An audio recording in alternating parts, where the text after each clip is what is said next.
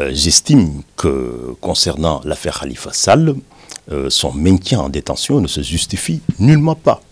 Le principe en droit, c'est la liberté, la détention, l'exception. On ne doit détenir un individu que lorsqu'il ne présente pas des garanties de représentation. Ça veut dire qu'il y aurait pu avoir d'autres modes alternatifs. Par exemple, un contrôle judiciaire ou d'autres mesures.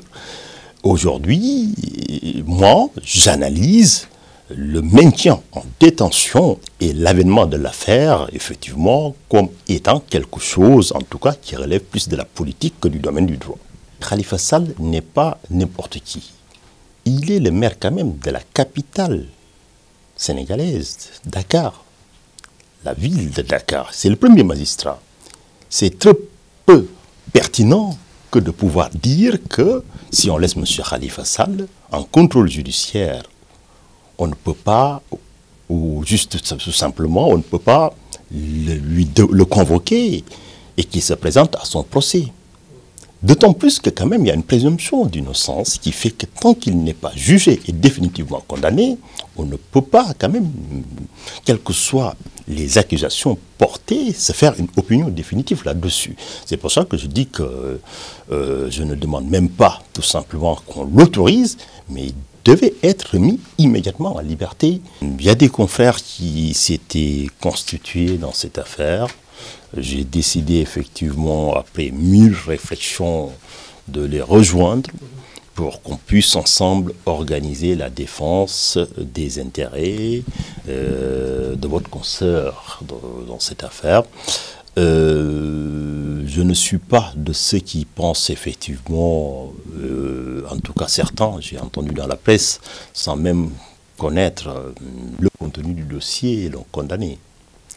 Je pense que quoi qu'elle ait dit, quoi qu'elle ait fait, on doit quand même faire respecter ses droits. On doit assurer sa défense. On ne peut pas révéler le contenu de ce qui se passe. C'est des choses qui sont couvertes par le secret de l'instruction.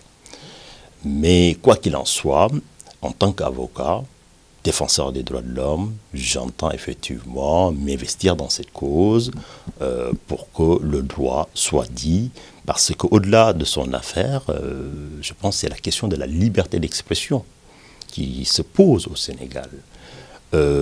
Effectivement, si on fait en parallèle avec les caricatures de Charlie Hebdo, on a vu que les plus hautes autorités d'ici ont fait même des déplacements pour montrer leur attachement à ces principes qui sont proclamés et respectés dans toutes les grandes démocraties du monde.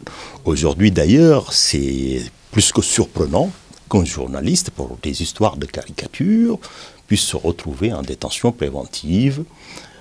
Ça nous interroge, ça nous interroge. Je ne parle même pas d'une culpabilité ou d'une non-culpabilité, mais est-ce qu'on n'est pas en train de fragiliser dans notre pays la liberté d'expression au niveau des réseaux sociaux?